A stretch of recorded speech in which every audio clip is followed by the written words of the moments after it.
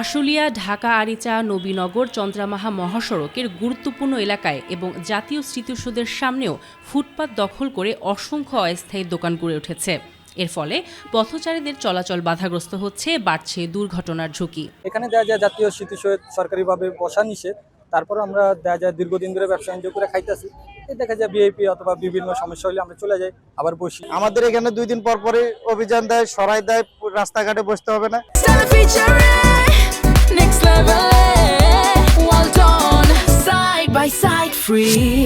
এই রাস্তায় ফুটপাতে মাটির ভিতরে দোকান করি, তাও যদি আমাদের অস্তিত্ব করে দেন, আমরা কই যায় বাঁচবো, কি খাবো, সেই একটা ব্যবস্থা করে দিয়ে তেমন আমাদের অস্তিত্ব করেন। সাধারণ মানুষের অভিযোগ, এসব অবৈধ দোকান থেকে নিয়মিত মাসোহারা নেওয়া হচ্ছে প্রভাবশালী একটি চক্রের মাধ্যমে। প্রশাসনের উচিত এই অসঙ্গতির বিষয়গুলো খুঁজে বের করা এবং ব্যবস্থা নেওয়া। জনসাধারণের জন্য যদি আপনার হাইওয়ে রোডগুলো যদি ক্লিয়ার রাখা যায়, তাহলে জনসাধারণের জন্য ভালো, চলাচলের জন্য ভালো। ফুটপাতে অনেক দোকানপাট হওয়ার কারণে দেখা যায় সঠিকভাবে আমরা অফিসে পৌঁছাতে পারি না, অনেক লেট হয়, জ্যামজটের কারণে হাঁটা চলাচল আমাদের অসুবিধা হয়। নিরাপদ সড়ক চাই, এর আশুলিয়া থানার কমিটির সভাপতি জিএম মিন্টু বলেন, ফুটপাত দখল প্রতিরোধে দ্রুত ব্যবস্থা না নিলে পথচারীর নিরাপত্তার সংকট বাড়বে।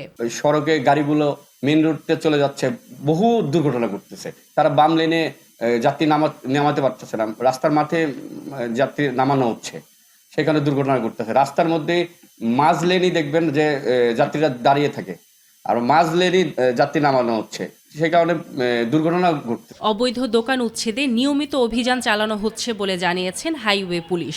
জনদুর্ভোগ কমাতে নেওয়া হচ্ছে আইন অনুযায়ী ব্যবস্থা।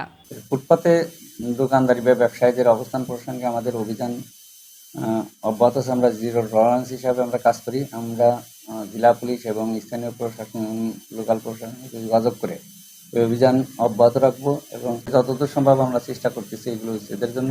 দখলমুক্ত ফুটপাত, চাঁদাবাজি বন্ধ এবং দোকানীদের পুনর্বাসন নিশ্চিত হলে পথচারীদের চলাচল নিরাপদ হবে। এই লক্ষ্যে সকল কর্তৃপক্ষের কার্যকরী উদ্যোগ প্রত্যাশিত। সাদিয়া হক মৌ, মাই টিভি, নিউজ ডেস্ক।